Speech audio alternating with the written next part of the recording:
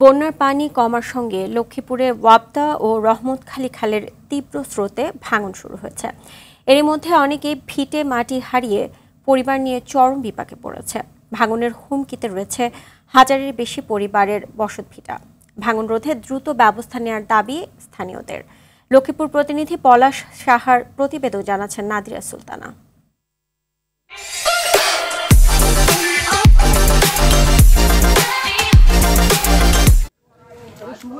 লক্ষ্মীপুরের বিভিন্ন এলাকা থেকে বন্যার পানি কমলেও ভোগান্তি কমেনি স্থানীয়দের। তীব্র স্রোতে ভাঙনের মুখে পড়েছে রহমতখালী ও ওয়াপদা খালপাড়ের বাসিন্দারা। ইতিমধ্যে বিলীন হয়েছে কয়েকশো স্থাপনা। এবারের বন্যায় খালের তীব্র স্রোত থাকায় ভাঙন ব্যাপক আকার ধারণ করেছে। পাশের জেলাগুলো থেকে বানের পানি আসছে এই খাল দিয়ে। এতে সদর উপজেলার আমিনবাজার, টুমচর, পিয়ারাপুর, ভবানীগঞ্জ, কালীরচর গ্রামে ভাঙন চলছে। দুশ্চিন্তায় দিন কাটছে খালপাড়ের বাসিন্দাদের। যখন বসতি করি হে জায়গাও ভাঙি চলে যাওয়ার আমরা শেষ পিঠা বাড়ি আসলে তো 2-3 গিরিশ মানুষ আসলে বসবাস করছে এখানে।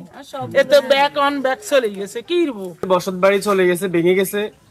তারপরে কৃষিখাত, খামার সকল কিছু নদীতে বেশি গেছে। ভাঙন থেকে রক্ষা পেতে মানববন্ধন সহ বিভিন্ন কর্মসূচি পালন করেছে স্থানীয়রা। তারপরও টনক নড়েনি কর্তৃপক্ষের। এই খালের ভাঙনটা কিভাবে রোধ করা যায়, ফার্স্ট অ্যান্ড লাস্ট আমাদের মূল উদ্দেশ্য হলো এটা। সরকারের কাছে আবেদন করি আমরা সব কিছু আপনারা ব্যবস্থা করে দেন। এদিকে ভাঙন রোধে পানি উন্নয়ন বোর্ডের সঙ্গে সম্মিলিতভাবে কাজ করার কথা জানান জেলা প্রশাসক। পানি উন্নয়ন বোর্ডের যে এক্সিএন মহোদয় আছে তাকে অনুরোধ করেছে যে এটা যেন সরজমিনে পরিদর্শন করে যেখানে ভাঙনটা কিছুটা রোধ করা সম্ভব হয় একটু যেন ব্যবস্থাটা গ্রহণ করে। ভিটেমাটি রক্ষায় ভাঙন রোধে কার্যকর ব্যবস্থা নেওয়ার দাবি স্থানীয়দের। নাদিরা সুলতানা, RTV।